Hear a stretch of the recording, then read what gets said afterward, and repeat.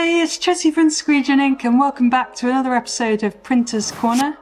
Today's episode is all about what we would do differently if we were to start screen printing again. We've got 3 questions for you today. One of them's about printing onto glass. The next one is about our experience in screen printing and maybe what we would do differently. And thirdly, we've got one about our live screen printing setup. If you want to load us up with questions for a future episode, don't forget to use hashtag Printers Corner.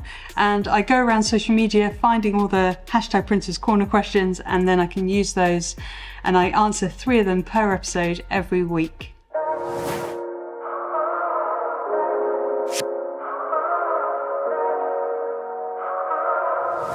Our first question is in relation to this Instagram video that we did recently about screen printing onto glass. So we often screen print onto glass to make artwork, so I'll just show you that video now.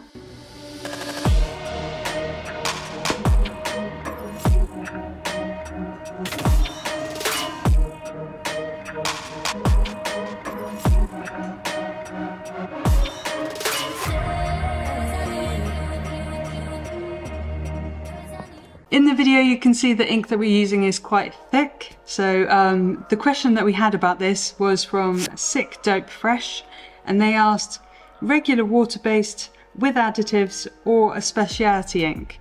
This is definitely a specialty ink, especially with glass printing.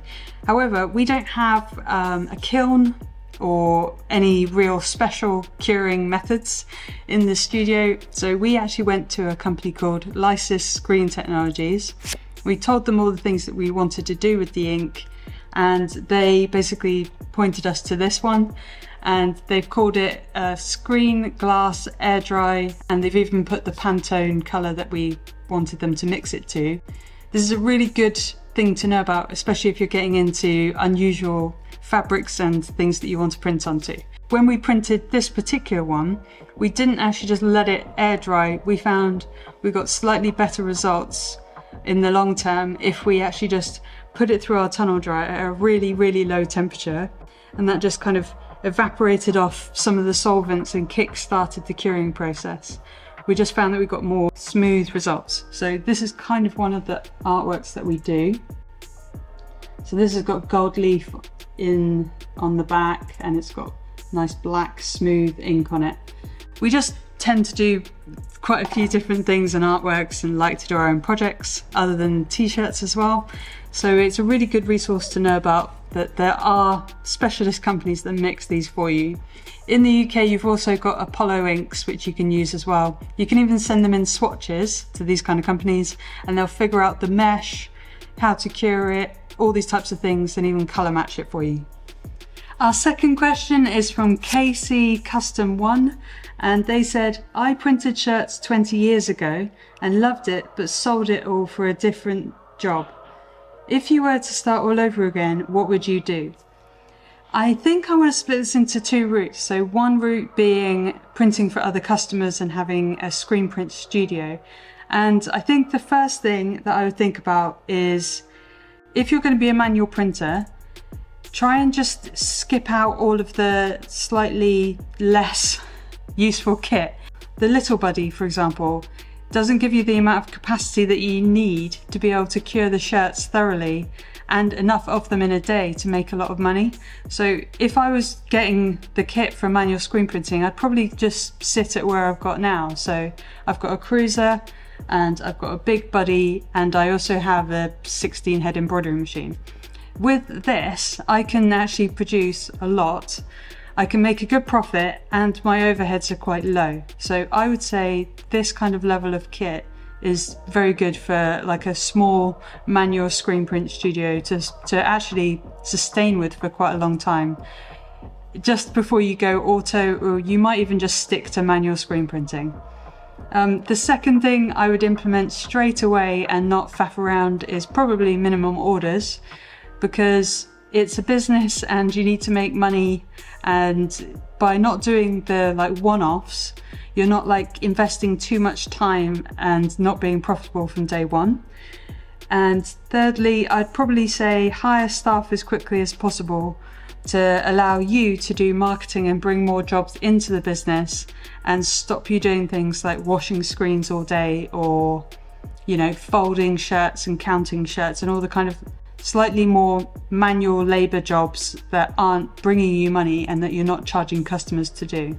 The second route that I would think about is, if I was just printing for my own brand, what would I do differently? And I think it would be not trying to learn on the job. I would take a course.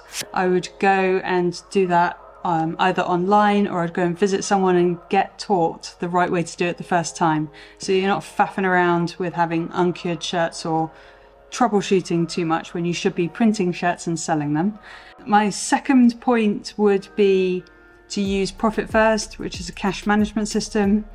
And I would also use professional equipment and use it from day one instead of trying to slowly upgrade with secondhand or eBay things. So going to someone like Screen Print World, you know that professionals are using those pieces of kit. So for example, like the Cruiser and the Big Buddy, and you can use our discount code CRP5 to get a little bit of money off. But just so you know, you're doing the best you can and you're producing the highest quality that you possibly can with the best kit possible. I would say that actually just aiming at manual screen printing for your brand is perfectly fine. You don't really need an auto, especially in your first maybe 5 years. So you don't need 3-phase electric or anything like that, which you would need to run an automatic. So I would say the Cruiser and the Big Buddy is perfectly fine, and you can go a long way with that. So those are the things that I would do if I was starting either of those avenues again. Our third question is from Beehive Studio, and it was basically a video of us doing our live screen printing on our market stall. They said, "Love your setup, just saw your YouTube video on live screen printing, love the rolling storage cart idea. What's the name of the cart?" It's actually just called a flight case, and you can get them quite readily available once you know what they're called. And they're mainly for moving around kit for musicians and stagehands and things.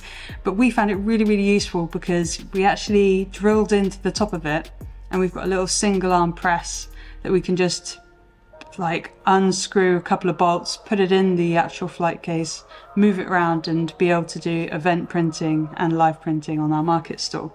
So I think the flight cases are really, really decent. They keep everything protected and organized, and they look really cool as well. And they just happen to be the perfect height for screen printing on with a little Riley. I'll put a link in the description below so you can check out the YouTube video that they're referring to. And I hope you've enjoyed this week's episode. So to round up this week's question of, if you were to start screen printing all over again, what would you do? The main point about this is just investing in very high quality kit from day one, at least to a professional standard from a screen print supplier that's well respected and that other screen printers are using.